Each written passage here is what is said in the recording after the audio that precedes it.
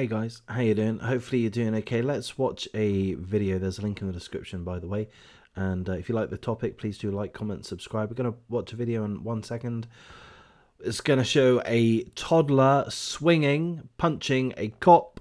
And then the toddler tells the cop to fuck off, mate. Yeah, fuck away from me, you fucking popo. This happened in Minnesota. While the officers were trying to execute a murder warrant. So there's a pretty serious side to this, but let's watch the video.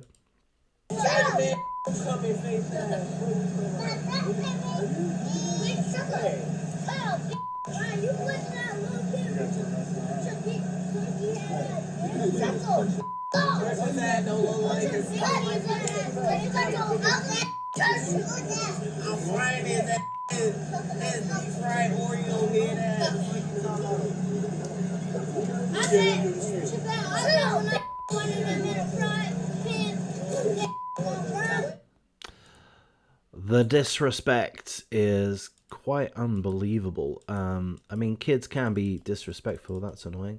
Kids can be disrespectful. I've had a family member when they were 8 years of age or 8 or 9 or such punch me several times. Fucking piece of shit. Let me tell you, they regretted it. Let's do this where I'm not quite sure why it's not behaving itself.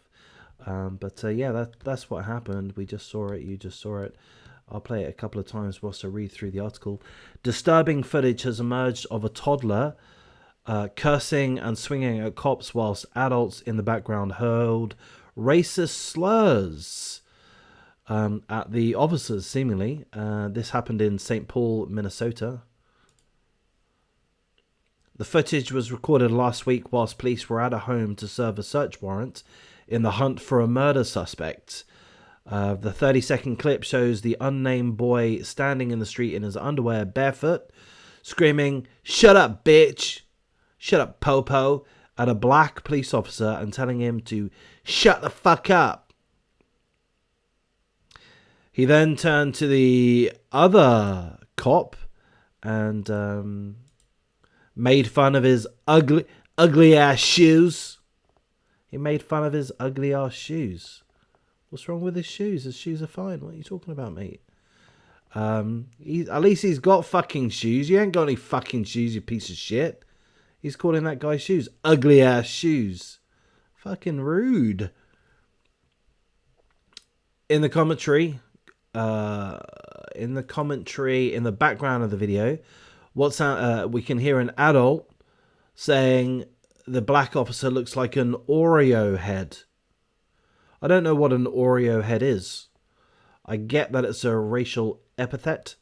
I don't really know what it means, though. An Oreo head. Oh, is that black on the outside, white on the inside? Is that what an Oreo is?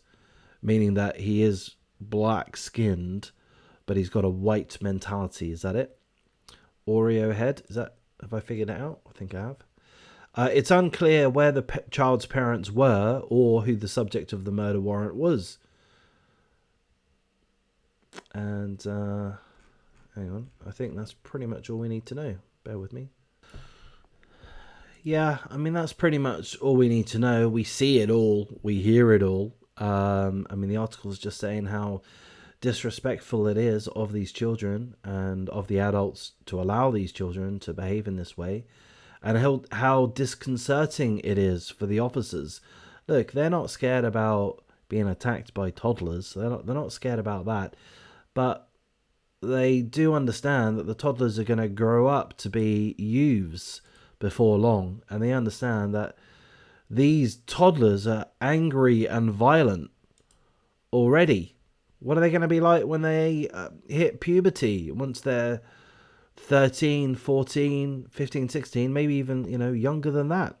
We just saw in Philadelphia 7 teens attack a 73-year-old elderly man with a traffic cone and kill the man whilst they filmed it. 7 youths.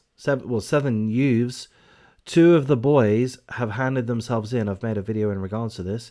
One of the boys is age 10, and he was part of a gang, part of a group of youths that's responsible for the murder of a man.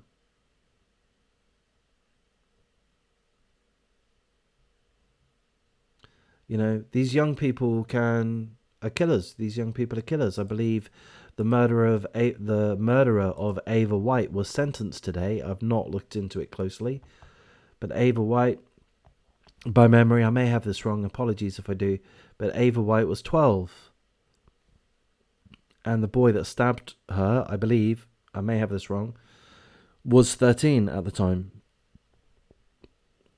You know, these youths, these very young youths, can be very violent. And okay, look, this toddler has got tiny fists. He's not gonna deal any actual harm to the boys in blue. He's gonna deal some discomfort, but also just like on a discomfort on an emotional level. You know, these are the people, these are the families that the officers are there to serve and to protect, and they're literally being attacked by toddlers. I mean, it must be demoralizing. They cussed, berated, and struck police officers with their fists. The video is disgraceful, heartbreaking. It is unsettling to law enforcement officers who encounter this behavior daily. It should be frightening to us all. It should be embarrassing to leaders who have failed to lead a community toward virtue and morality. And that's written by a journalist. I agree with that. The community leaders, should there be any community leaders? I grew up in I grew up in multiple neighborhoods. I moved around quite a bit when I was a child. My family did. We didn't have any community leaders. Well, that I was aware of, at least. You know, we were just looked after by our parents, basically. But so perhaps I don't really understand, but I would presume that there ought to be community leaders in this kind of neighborhood. What do I mean by this kind of neighborhood? I'm not sure what I mean. But a neighborhood where there's perhaps a predominance of children, a certain amount of children, young families.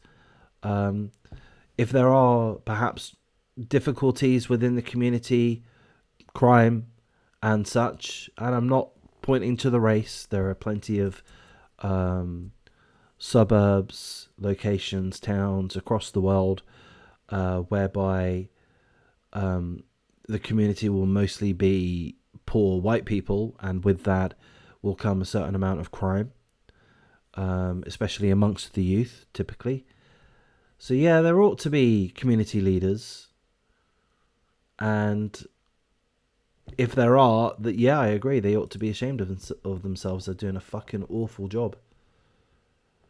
How can things improve? Don't know. I don't have the answers, but I do follow boxing as a sport, and I listen to Eddie Hearn quite a bit. He's one of the promoters of boxing matches, and he very much argues for youth boxing clubs to be sponsored. And you know, he argues, he points to many examples of troubled youths, not only men, not only boys, but I guess mostly boys, but also girls too, troubled youths that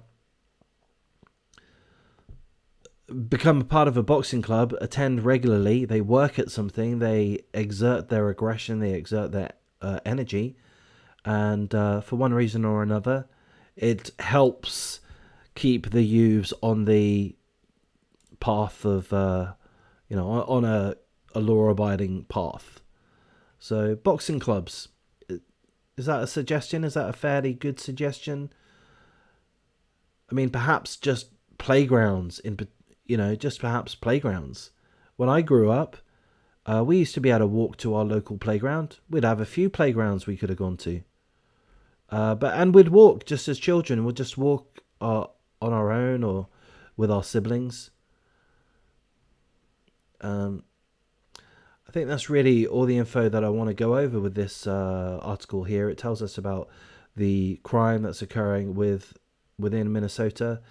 And guess what? It's not that great. It's not that great. So there are a few statistics here, but do we really need to go over it? Do we really need to go over all of this? Probably not. You're probably not that interested. But a 13% increase in homicide, 31% increase in assaults. From these dates here, 2009 to 2020. So, I don't know. Not the best place to live. I don't live there, so ultimately I don't care, I guess. But that's all I'm going to do for this video. So isn't it a shame to see these children, these toddlers, being this way?